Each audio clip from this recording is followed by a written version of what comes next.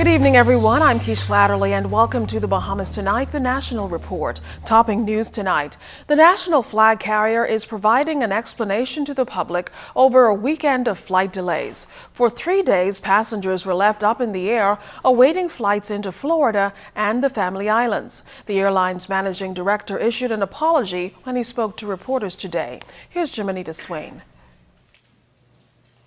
Bahamasair's Managing Director Tracy Cooper clearing the air Monday on what were the many contributing factors for the delays the airline experienced over the last 2.5 days.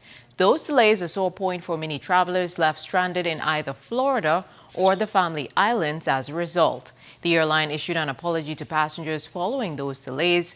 Meantime, Cooper explained the initial weather delay Thursday forced the cancellation of flights. What transpired with the radar being out of service on Friday afternoon and us not being able to operate flights, and what transpired on Saturday with the air traffic and heavy traffic as it was being indicated, caused the airline to have significant delays that would really be beyond our I would say, control and responsibility. The managing director said plans were made to have another airline assist, but that too did not go as planned. Key thing about Miami, apart from picking up 168 people that we were supposed to transport, they were also picking up their flight crew.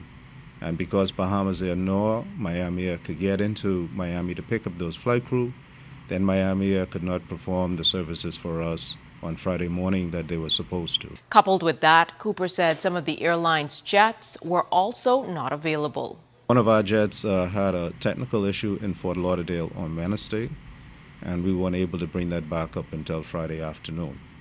We also have one jet that was on heavy maintenance at a company called Copesa in Costa Rica, and that airplane, we don't anticipate that coming back to us actually until this afternoon. The managing director said it also had anticipated its new Boeing 737 being available for the demands of the season. However, that plane won't be available until mid-January. At this point, everything is back to normal. The only flights we're operating today are scheduled flights with scheduled passengers. All bags are pretty much in. The only bags that were left were, I think, somewhere around 45 bags from last night, and we were going to bring those in first thing this morning. Now, Cooper said the airline did its best to communicate challenges with passengers and have offered compensation. As to the cost of those delays and cancellations, the managing director said this. When we run into this sort of a thing, there's always a financial impact. You got to understand that we're not just talking about the feeding of the passengers, which is we're talking hundreds now.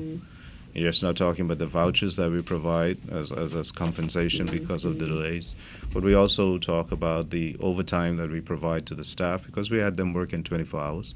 So in a 2 or 3 day period like this, it could be a significant amount to the airline. Now, airline officials did not say how many persons were impacted by the delays over the period beyond hundreds. Jimenita Swain, ZNS Network News.